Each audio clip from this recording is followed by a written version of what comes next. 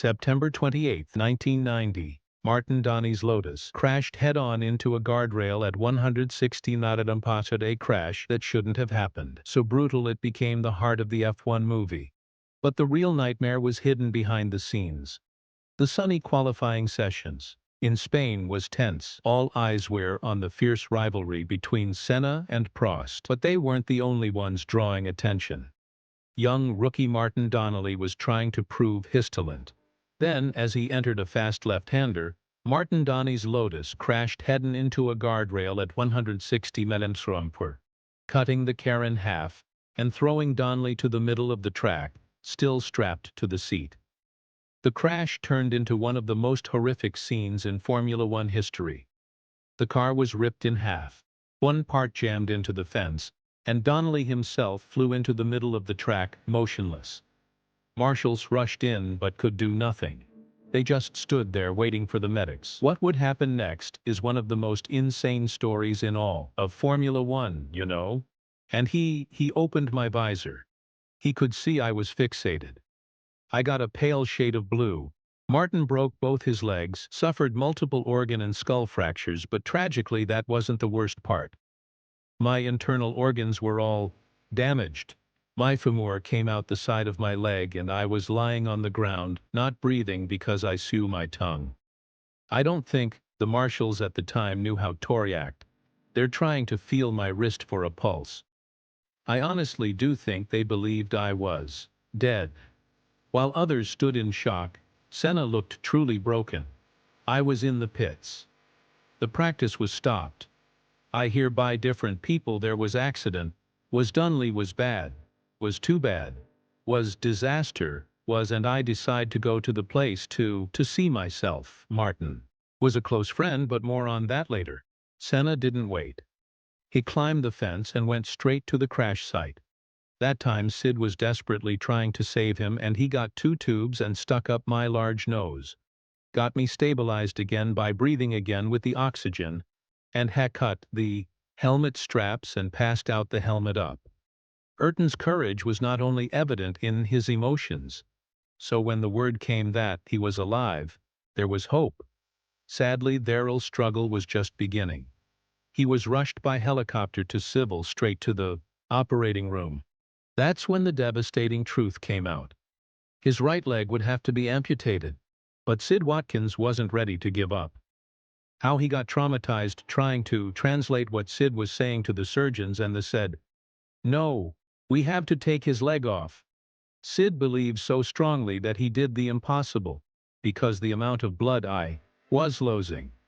So Sid actually took his own trouser belt off, put around my leg, and pulled it tight to stop the blood flow and save the leg. The real problem ran much deeper. As you can understand, Donnie's injuries were severe. So the fight for his life was desperate. Twice on the operating tables, my heart stopped twice. We had tossed and clear, get the old jump leads on there, and give me a jump and bring me back again. So, 3 times, probably back. During those terrifying hours, Martin wasn't alone. Senna came to the hospital and said just one thing. "If Donis's family needs anything, doctors, money, a plane, tell me. I hear he's out of danger, life danger," which is a lot considering that the accident, and as it happened to him, can happen to any of us. I hope we don't see those things in the future. For days, Martin's life was on the line, but thanks to relentless effort, he pulled through. But surviving wasn't enough for Martin Donnelly. After all, he was supposed to be the next great thing in Formula One. By the time he arrived in Spain, he had already managed to make waves in his rookie season, outperforming in an incredibly poor Lotus car. And that was shown right before the race.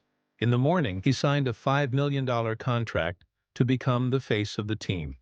However, Formula One was only the tip of the iceberg. Martin began his career in Formula Ford side by side with her Senna.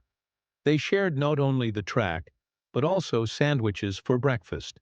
So he watched Senna rise to greatness, becoming the face of Formula One. And deep down, Martin believed he could follow the same path. A $5 million contract proved he was almost there.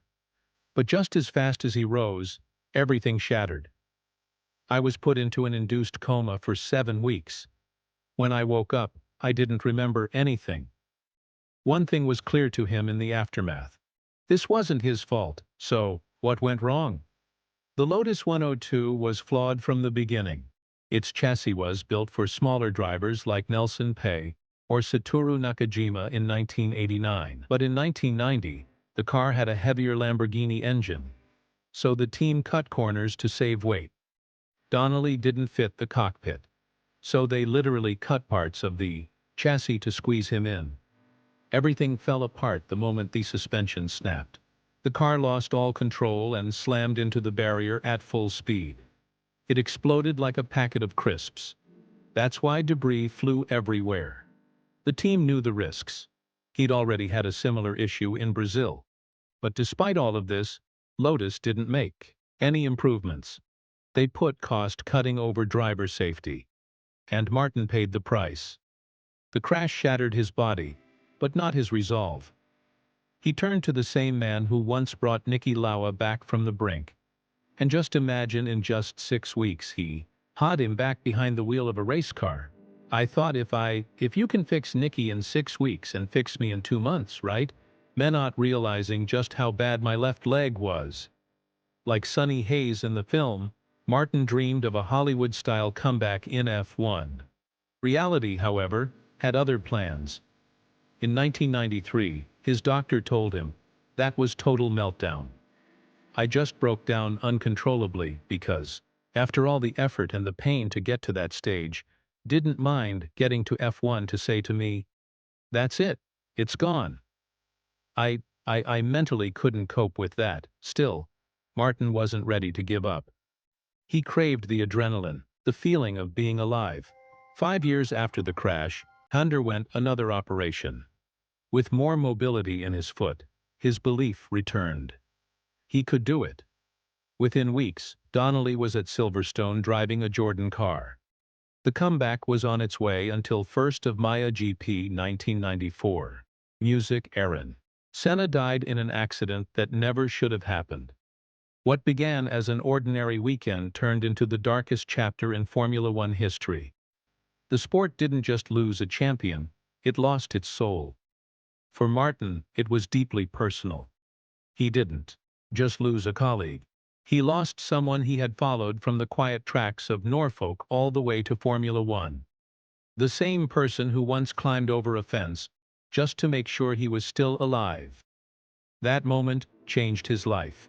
And Ayrton's death in the 1st of May 1994, I think eventually for me was the final coffin. The irony was cruel.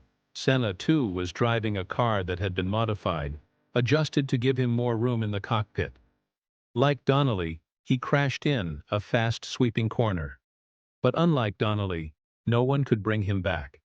For Martin, this was the last straw, and he quit Formula One. You know, it's Mainz. He had a great life. He's 3 times world champion. You know, who am I compared to him? Everyone knew the safety flaws that led to Martin's crash. But it took Alagen's death to finally force change. Until 1994, every Formula One race was a gamble with your life. After years of struggle, Donnelly finally understood what truly mattered and left Formula One behind. Although he retired from the sport, his love for racing never left him. One of his most heroic moments came in 2011, when Martin drove the Lotus car he had crashed. He had also started the Martin Donnelly Racing Academy, which focused on making the next batch of British and Irish drivers into future Formula One hopefuls. He served as a race steward and a racing standards advisor, but the scars remain for life. Well, the left leg's now 1.5 inches shorter than the right. The brain, after about 2,000 steps, doesn't tell the legs pick up and you trip. In 2019, headlines claimed Martin might lose his leg again. This time after a simple moped crash at just 32 km/h, but both accidents resulted in the same amount of damage. Fortunately, he pulled through, and in 2025, his story finally reached a wider audience. It was Lewis Hamilton who first approached him with the idea, telling him they were going to use an executive producer on the film. Brad Pitt, who plays a character inspired by Donnelly, credits him with inspiration, and said that it's only fitting that one of the most incredible tales of survival gets the global recognition that it deserves. But Donnie's crash wasn't the only one that inspired the film. That airborne flip that was based on Alex Perron, one of the strangest crashes in racing history. What happened to Alex Perron? Oh my goodness me. And the flames that engulfed Joshua Pierce, straight from Roman Grosjean's miracle escape. A moment that proved just how far F1 safety had come. If you want to see the full story and the price paid for that progress, watch the video on the worst crashes in Formula.